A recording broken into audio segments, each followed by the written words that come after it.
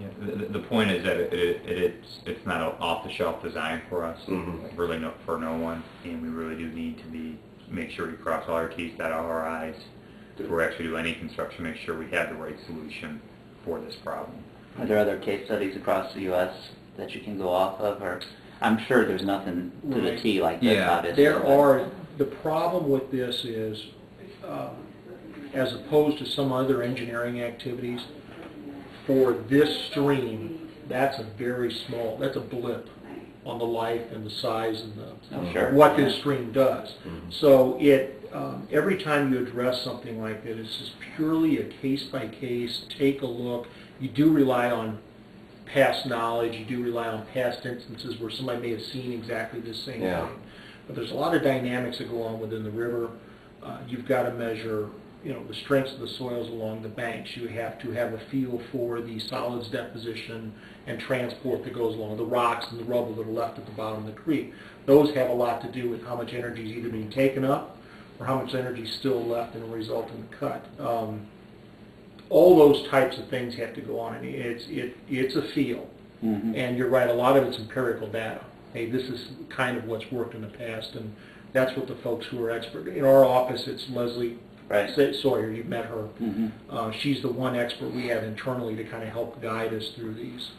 And then there are at least 3 and up to 5 participating consultants in the St. Louis area that had experts on board that do this kind of work for us. So the resources are here in St. Louis when we get to that point to give it the best shot at creating something. And they've done work like this and have been successful in parts of the districts where we did have funding for these types of projects that have held up. And we'll be fairly conservative. I mean,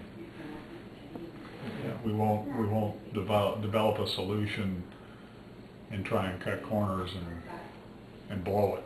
I mean, we'll do the very best we can at a good solution that doesn't impact others and is fair to the subdivision. And now, one thing I wanted to mention about what Brian talked about, because I know drive-by assessments make everyone perk up. If we do window assessments, it's to do a reality check on cost of project. Well, if we get into buyouts and we start having real conversations, they will be real assessments. I mean, complete. Do they take off for erosion? How did you bring that up? Yeah. Kind of like having a home next to sewage treatment plant. No, I mean, look, there is a process that tries its best to be fair to both parties, and so obviously there are times when there are disagreements, but we will get through that. So that's kind of where we are. We don't have a whole lot of money to maneuver with until we have a rate. Right now it looks like we will have a rate. We'll start collecting money in the spring.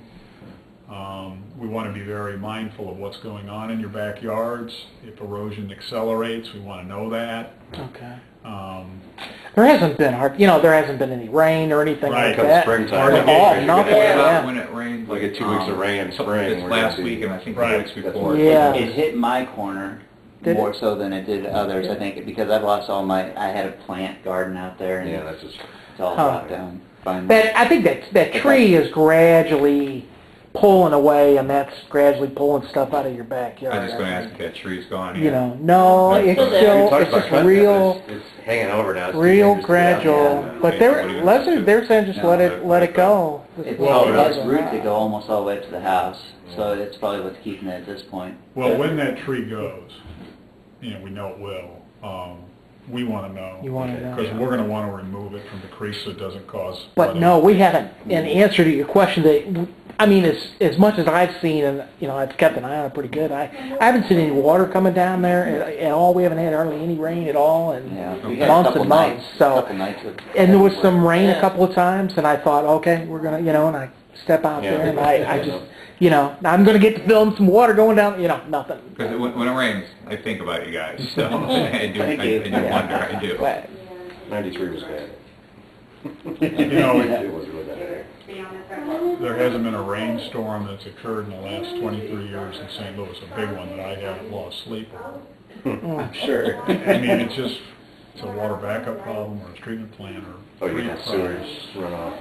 Yeah, your voicemail and email. occupational hazard. Yeah. My first year at the district, I bankrupted our insurance program. And it's not much of a jest either. No, So you brought up a point, was like if this tree goes in, you want to be aware of it so you can remove well, it. we remove trees that fall into creeks so they don't cause localized flooding. And it's not likely you're going to get flooded, you're awfully high, but we'd still So like you want to know get- for that reason. Yeah, when it comes down, we'll hire a contractor to come cut it out and get it out. So if I'm in the back like this, looking at rocks and stuff back there, because naturally there'll be trees, do you want to know about those? Well, we typically don't want to take trees down that haven't fallen unless they're going to fall on something that's... But if they're already down, so you get a But huge once they sycamore or come something. down, and yeah, that's a great example, a huge sycamore, particularly if it's in an area where you can cause localized flooding and problems. We'd like to know about it. We don't do aesthetic maintenance of creeks, but we You do just try to try and keep those remove big. blockages. Yeah, So, that makes sense.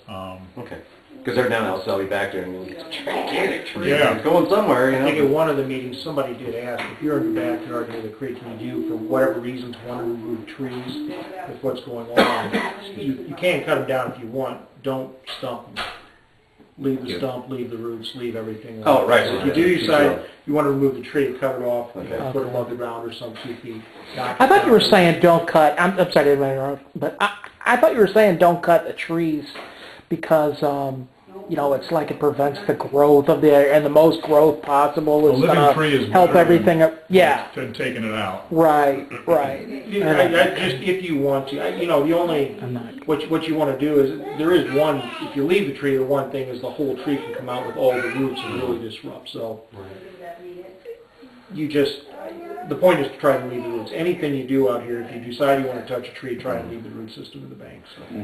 So you wouldn't, so, I mean, in that light, wouldn't you then want to cut this tree now? And leave And leave the roots, or just No, wait that's till that's not a bad thought. Maybe we ought to look at That's that. not a bad idea. I mean, it is, you know, it's pulling out. There are holes in my We talked backyard. about doing it back, I went back Yeah, there we and did- looked, but yeah. it's a little dangerous now because of its... No, we'd rather use it. We'd rather use a contractor. Yeah.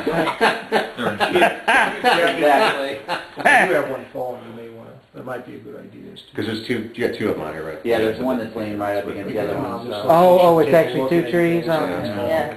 I wish we would have got it when we first saw it, because you didn't say that. Oh, geez, It's going real gradually. I'll contact our operations manager for this area, and it's in your backyard, right, Blake, right here? Right, it's right, it converges right at our property. Yeah. our Okay. property line. Right. I'll Probably have more him so on his. contact one or both of you, All right. Okay. and he'll get out there and get a crew to assess it and Okay. find out the best way to get that down. And the hard part too about it is because of the wash underneath, there's not a lot of stable ground below, so they might have to cut it from the... Yeah, That could very well be. Yeah.